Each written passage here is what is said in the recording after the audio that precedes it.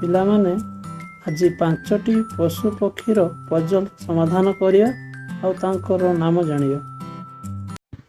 ପ୍ରଥମ ପଜଲ।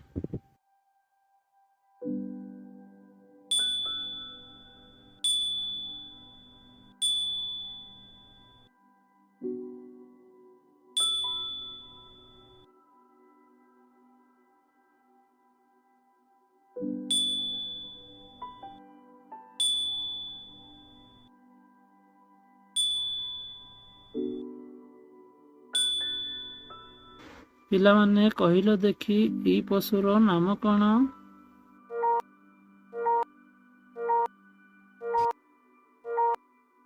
ଏଇ ପଶୁର ନାମ ହେଉଛି ସିଂହ।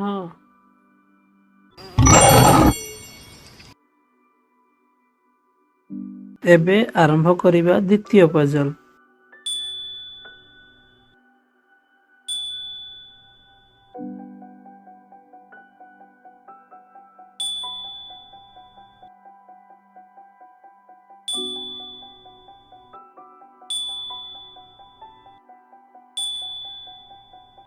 ପିଲାମାନେ କହିଲ ଦେଖି ଏଇ ପଶୁର ନାମ କଣ?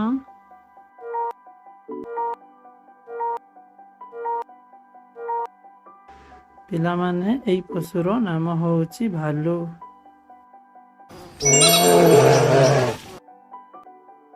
ଏବେ ତୃତୀୟ ପଜଲ।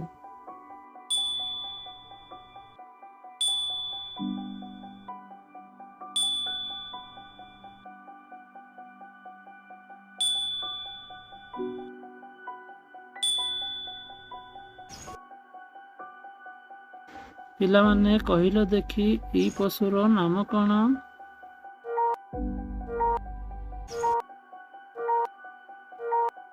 ପିଲାମାନେ ଏଇ ପଶୁର ନାମ ହେଉଛି ଗାଈ। ଏବେ ହେଉଛି ଚତୁର୍ଥ ପଜଲ।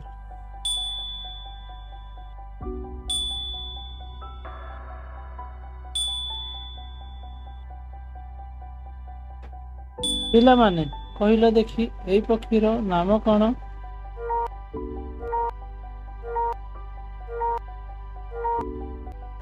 ଏଇ ପକ୍ଷୀର ନାମ ହେଉଛି ବତକ।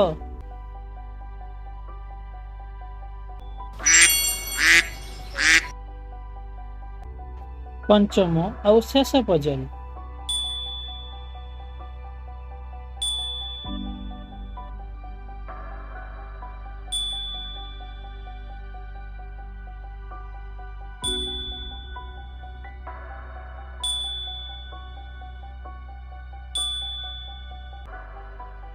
ପିଲାମାନେ କହିଲ ଦେଖି ଏଇ ପଶୁର ନାମ କଣ?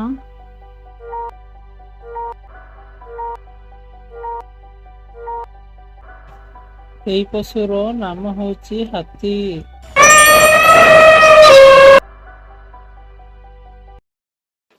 ଏମିତି ନୂଆ ନୂଆ ଭିଡ଼ିଓ ଦେଖିବା ପାଇଁ ସବସ୍କ୍ରାଇବ୍ କରନ୍ତୁ।